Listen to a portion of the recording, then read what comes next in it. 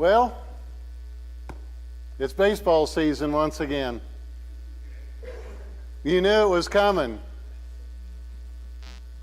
And like my stylish mitt I got here? This is the greatest baseball glove in the history of the world. It's a Nakona. Hey, isn't it wild? Do you guys have, anybody here have a favorite baseball team?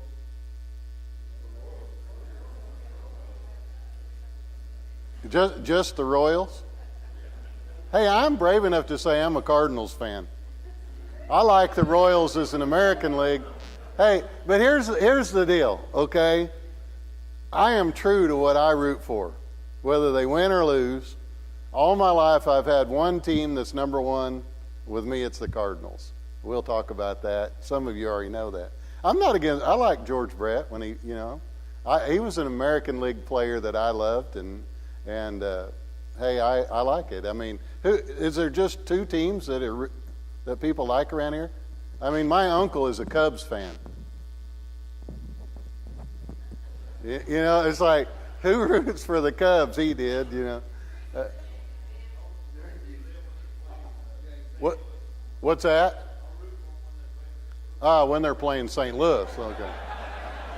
Brad, what were you saying?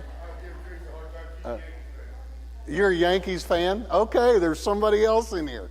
A lot of the world is Yankee. They've had some of the greatest players in history. I mean, you know, and I don't know why you root for some of the teams you root for. I've thought a lot about that as a kid as to why people have asked. You know, they say the St. Louis Cardinals were the poor people's Yankees. That all the poor people in the Midwest always rooted for the Cardinals. And I don't know, and you know, I'd lay in bed at night, listen to the radio and listen to the Cardinals channel and listen to games when you're going to bed. But, you know, I just have always been a Cardinals fan, and I'll talk about that. But first off, I'm going on Sermon on the Mount number 2, starting with the roof, point number 1. When we had traveled from Oklahoma, my mom grew up in Mays, Kansas, and we'd always come from Cleveland to Ponca City and to Mays. And the first thing I did as a little kid, I had to get out of the vehicle and I had to run to my grandma's closet, because that's where this glove was and that's where this ball was. It's the same ball. Every trip, I had to get out of the vehicle, had to run to that closet, and had to get that glove and had to get that ball. When my grandma passed away, my uncle came up and said, "I think you need this."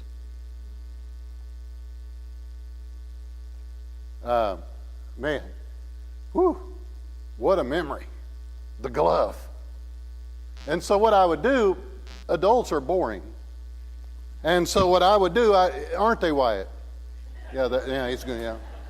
Okay, and I would go outside while the adults are talking, and I would throw this ball up on my grandma's house. I never knew where it was coming off at. And for hours, I mean, it might as well have been a major league stadium, because I went through all the last out, 2 outs, 2 men on, you got to make a diving catch or put somebody, I mean, all the scenarios, you could dream them. I went through every one of them on that roof. Sometimes I threw it too hard and it went over to Mrs. McClure's house. And there was a bunch of junk between the houses, so I didn't want to go in there and dig for it. But I'd come back and learn out, and the tar from the shingles is still on this ball. And I would throw it up there and never knew where it was going to come off at. And I didn't realize as a little boy, that's how I was learning to become an outfielder. Because I could dive and catch fly balls, and when I would go out and you're a little kid and you can catch a fly ball, you're in.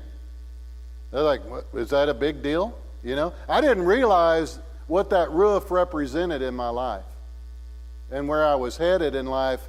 I would go out there for hours. People would say, "Mike's out there.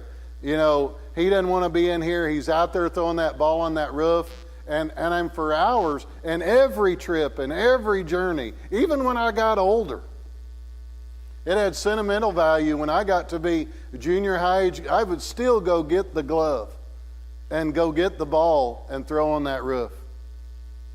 I still, in Mays, the house is still there, but my grandmother had sold it and the family sold it. And I'll drive by up and down the street when we go to decorate graves to where the people that own that house come out. Who are them people? And I went, that's my grandma's house. And that's a special roof over there. Don't you know where you live? And I bet if you go in there, it still smells the same. You know how you know when you go in and just got that smell? And you know you're at grandma's house. And I need that in my life. I miss that. And this roof and this ball and this glove has brought so many memories in my life because I didn't realize doing what I was doing, how it was preparing me for my life. When you look in 2 Timothy to what Paul was telling Timothy, he says this in the text beginning in and verse 2 of chapter 4 of 2 Timothy. Preach the word. Be prepared in season and out of season. Correct, rebuke, encourage with great patience and careful instruction. For the time will come when men will not put up with sound doctrine, and said to somehow suit their own desires. They will gather around them a great number of teachers to say what their itching ears want to hear.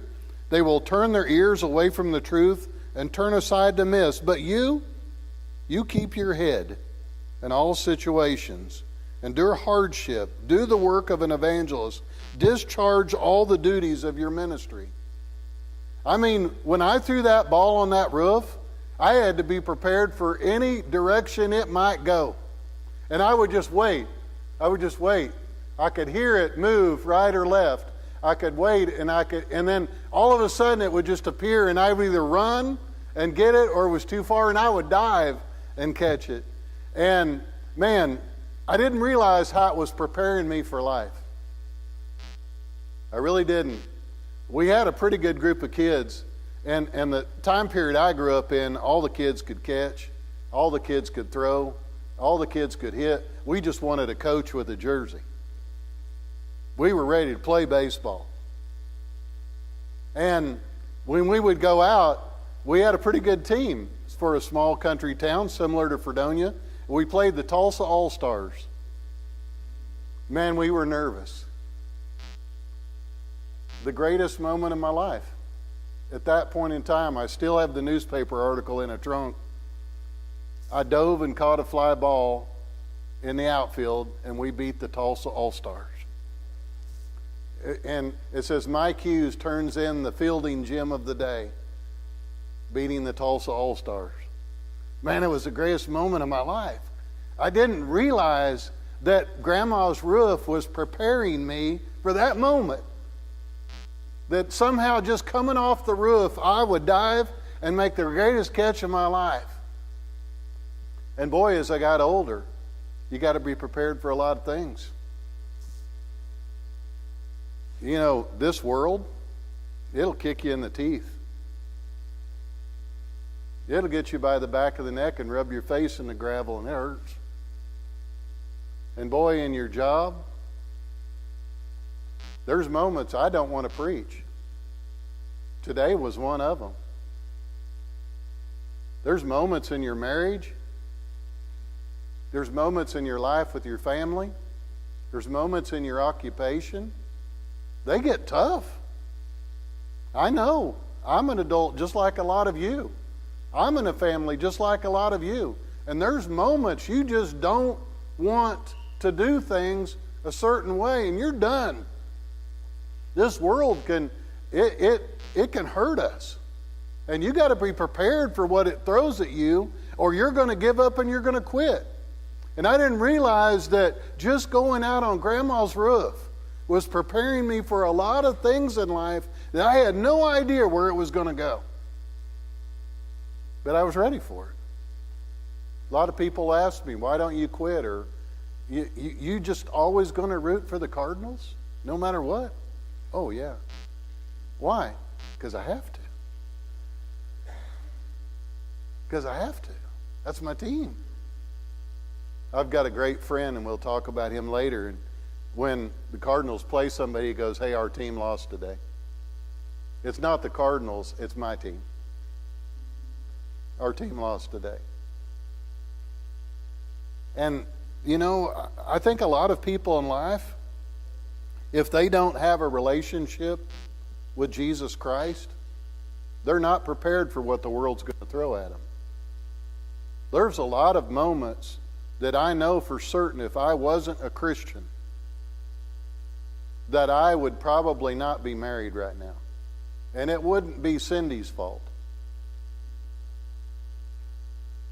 You know, some of us are hard to live with. Don't raise any hands and quit looking at it, you know. But I'm telling you, there are moments when you work in certain places. I have been in those, you know, I've been in those jobs. You know, I've been scooping out horse stalls, 217 of them, and about 150 you're thinking, is this what I really want to do? I mean, I've had those thoughts in places to where you've just got to be prepared for what comes at you, and you've got to deal with it in a positive way. And that sounds really easy for me to say that. But on those moments of those days, it is tough. It is really hard. And if we got started on that topic this morning, we would never get off of it. But I'm going to tell you something. That roof was preparing me for a lot of things in life. And I'm thankful for Grandma's roof. Even the days that went over to Mrs. McClure's house. And I had to dig through the stuff and find it and bring it back. And I had to learn to throw it just right so it'd stay on one side. All of that was preparing me for what life was going to throw at me. Sometimes life, man, it just doesn't give you any warning. And stress is the silent enemy. That it sneaks into our lives and creates such a problem. But we've got to be prepared. And Paul tells Timothy, I want you to be prepared in season and out of season, correct, rebuke, encourage with great patience and careful instruction. I know that I come off pretty strong. One of my friends that I even went to college with even came to our church and is one of our family friends, like a family member, and she said, Mike scares me. Now, why do I scare you, Mel? Well, you're just like an old crabby football coach. Well, you know, I tell people it's hard to be a leader and be a silent person. Did you ever have a foreman on your crew that was everybody's best buddy? Did you ever have a supervisor that was everybody's best buddy? No, because they're the person that pulls in, all right, all you snuff dippers, let's get going. Quit sitting around talking all the time. You know, they're the person. You can't just be a real Casper milquetoast person and be a great leader. Pretty difficult to do. And so, yes, sometimes I'm pretty vocal about how much I love the Lord, how much I love the Cardinals, how much I love working with people, how much I love being a Christian. Sometimes it's pretty loud. But you know what? It comes from a pure heart on that motive. I'd like to talk about the record. Wow, I've been blessed in life to have some special moments. When I was that little player in Oklahoma at 66 gas stations, they used to sell these albums. My dad bought me one. Down at the gas station where every week we got square shooter suckers and tubes of BBs to last for the week. My dad bought me one of these albums to play at home in my bedroom. Stan the Man's hit record. I was in heaven. It was my hero.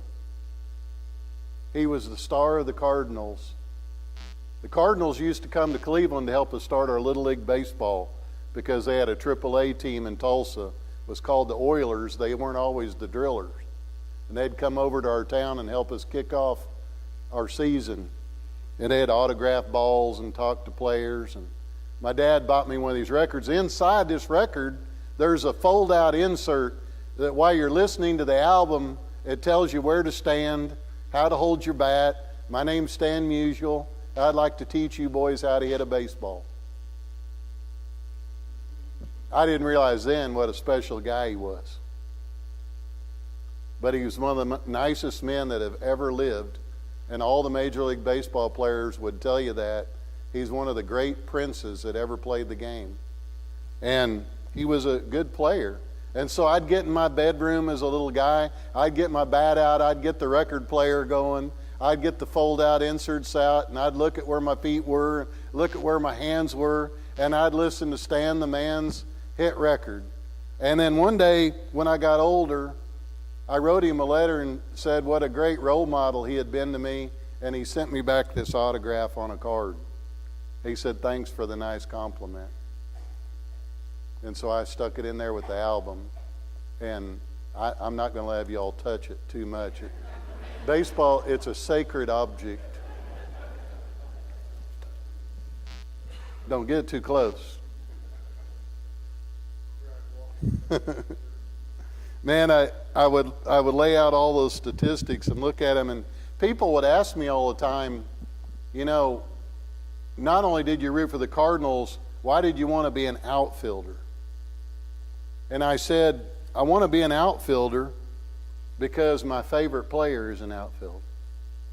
You see, when you go to a lot of, and did you hear this word tryouts? In my hometown, you had to try out. That means some of the kids didn't make the team. Did you hear me say that? Some of the kids didn't make the team. Some of them got sent home and didn't make the team. What? You know, chew on that a little bit today. When you don't make something, it makes you work harder to want to be a part of it. You get better instead of weaker.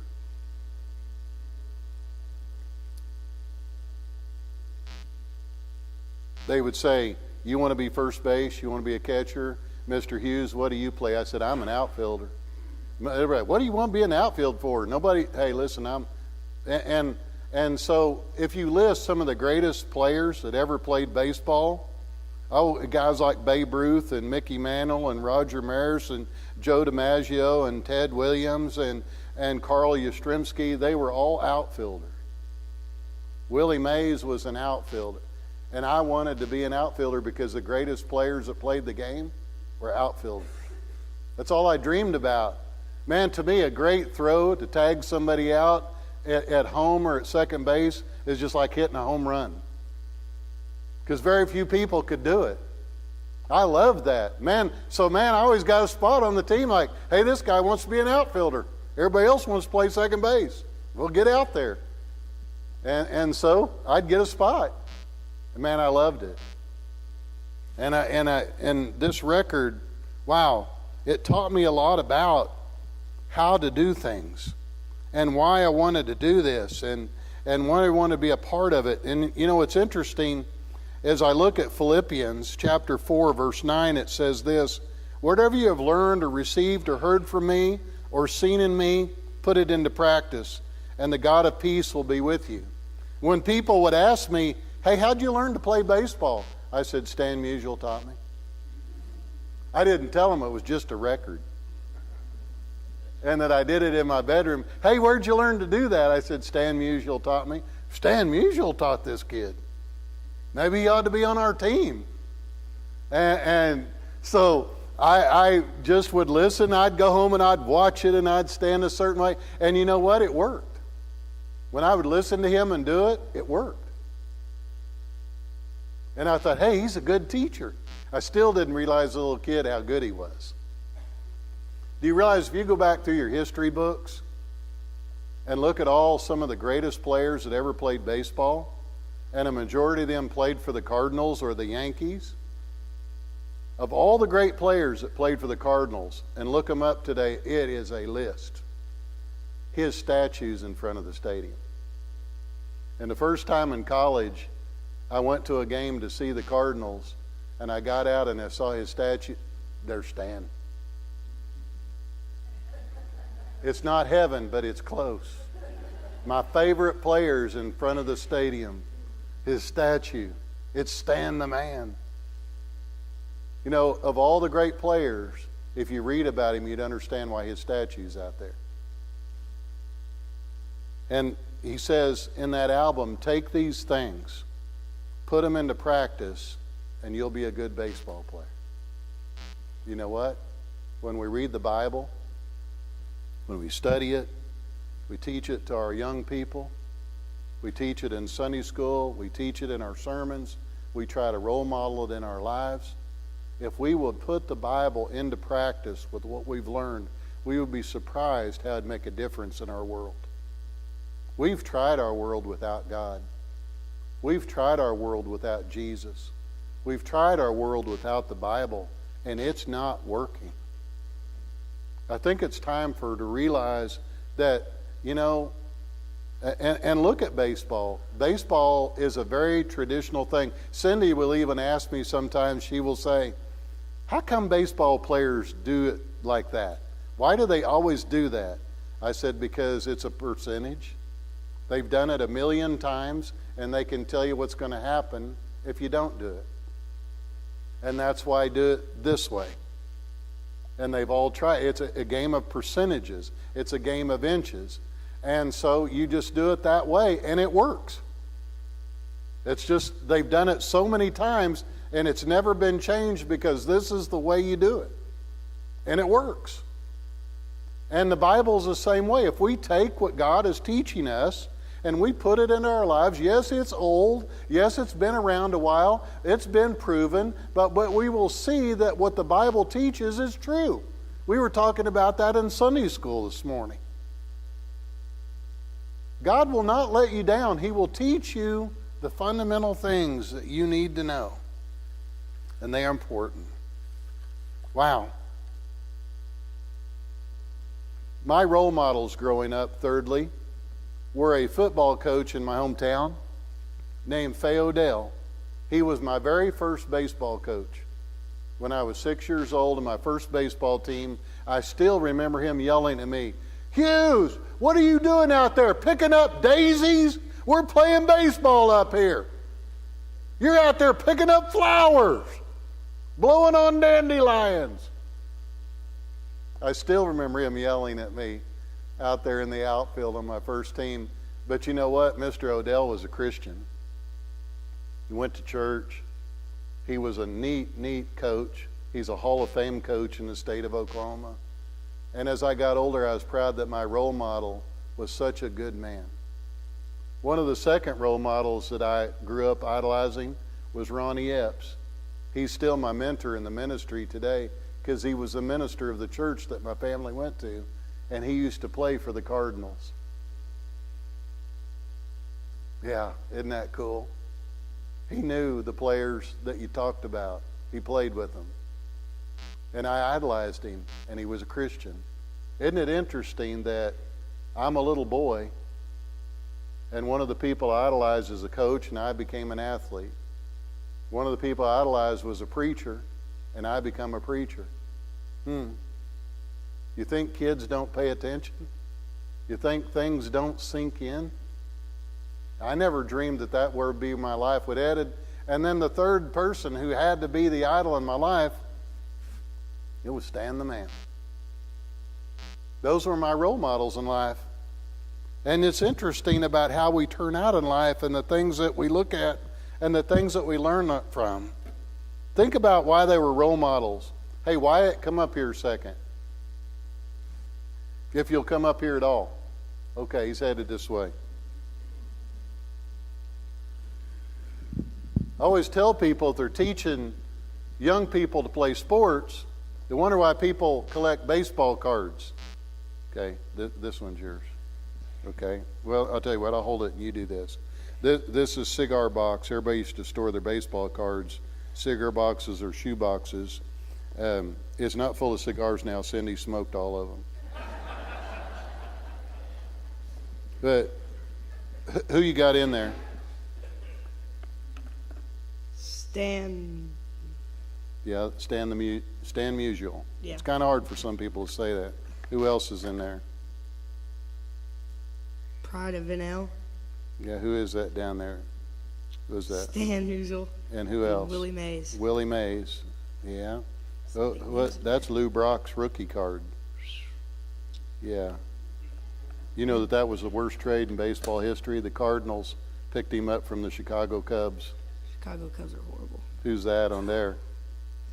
Mickey Mantle and Hank Aaron. Yeah, that's pretty decent. Yeah. Let me help you out They're here. really decent. What are them down there? Hold on to them three. Stan again. Yeah, there's a lot of Stan around here. What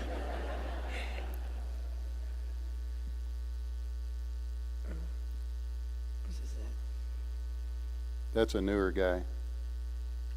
That's Carlos Correa. I don't know.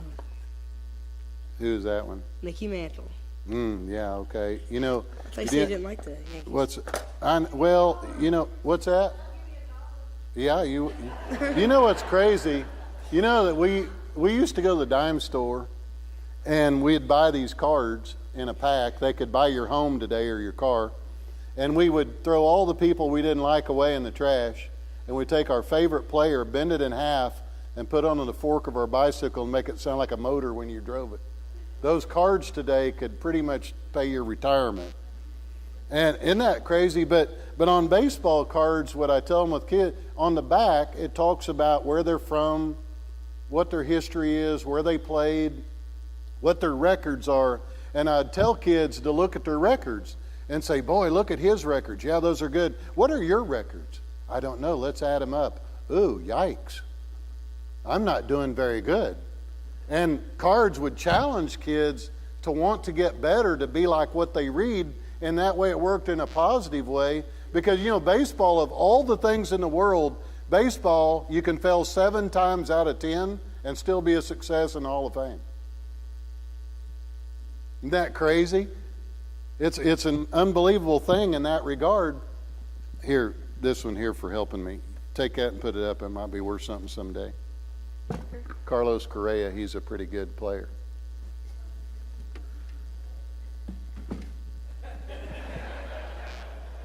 I don't need this one.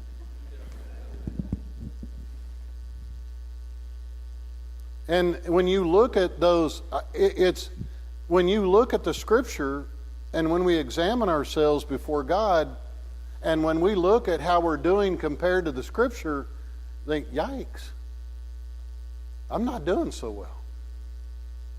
I need to read more. I need to memorize more. I need to live for God more. I don't want to just call myself a Christian. I want to be a Christian.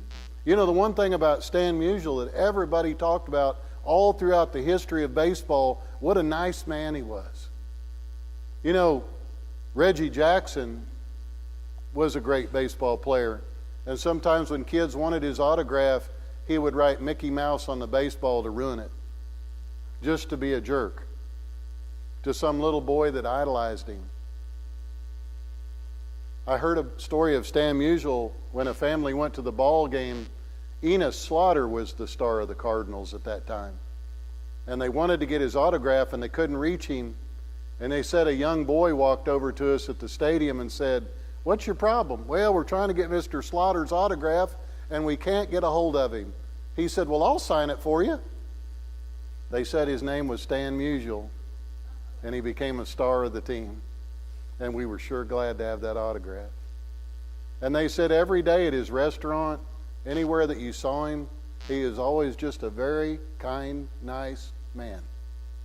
And I thought, as a kid, you grow up idolizing someone, and it's nice to know that your role models are good people. Our young people need role models of good people. And I'm glad that I had such a good role model person. When you look at his life, the reason his statue is in front of the stadium, when he was a player, there was a group of people that tried to start a Mexican league. A lot of Major League ball players, because of their salary, were jumping from our baseball leagues to play in Mexico because of the money. Stan Musial made $13,000 a year to be a baseball player. A guy walked into his motel room and laid 5 cashier checks for $10,000 apiece on his bed. And I will guarantee you $125,000 for the next 5 years if you'll come to the Mexican League. He said, "I can't do that. I'm a Cardinal."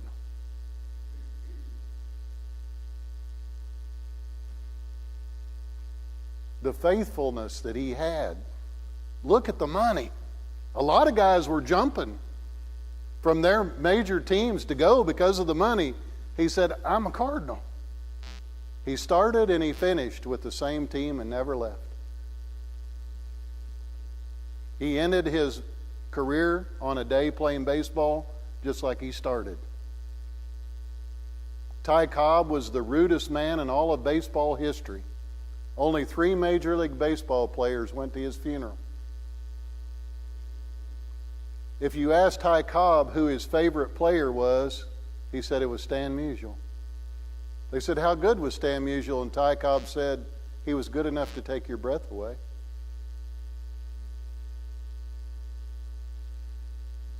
That's a pretty cool compliment. He was good enough to take your breath away. But he was faithful. He was faithful to what he believed in. Christianity, that's something so important. When you look at Ephesians chapter 5, as we wind this down this morning, and the praise team heads this way, look at Ephesians chapter 5, verse 1. Be imitators of God. Therefore, as dearly loved children, live a life of love, just as Christ loved us and gave himself up for us as a fragrant offering and a sacrifice to God. We need to imitate Jesus Christ to the rest of the world. They said that Stan Musial was a great ambassador of everything that baseball stood for. They wouldn't be afraid, they mean, to put him in a room with kids or adults or parents and represent the game, because he represented it the way all the owners wanted all the players to be. He was that kind of a person every day, imitating a great life. In Christianity, you know what has hurt Christianity for many of years? Is Christians that don't act like Christians. The Christians that don't represent God the way that God needs to be represented. And some days I fail at that. And probably my worst days are the days that I fail at that and I beat myself up for failing to represent God the way that he needs to be represented. Because he deserves better. Wow. Stan has passed on in his life, but he lives on. Jesus has passed on in life, but he lives on. That roof, that record, that role model. My wife says that those baseball cards aren't worth anything, and who wants them? She says, just a piece of cardboard with somebody's picture on it. I always tell her, I said, yeah, it is, but there's something spiritual about it. To someone understands what, there's something about that roof. There's something about that record. There's something about that role model. I don't know where you learned to be passionate about the things that you are passionate about. I heard a man say that every boy builds a shrine to some baseball hero, and before that shrine, a candle always burns. But you know, the greatest person I ever met was not Stan Musial. It was Jesus Christ.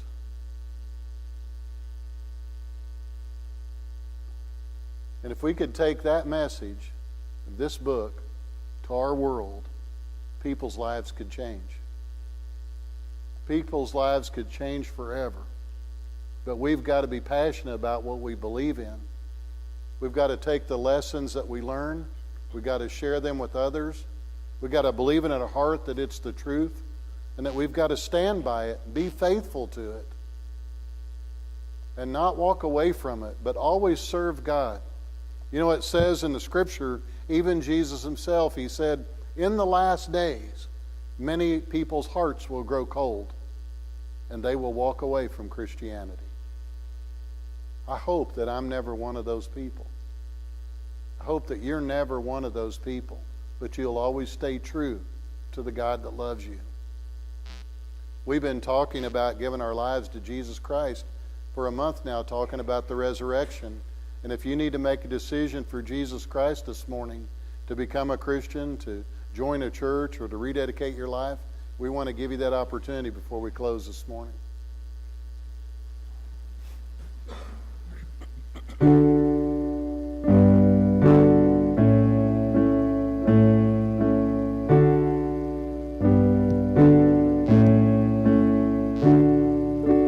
All to Jesus I surrender, all to Him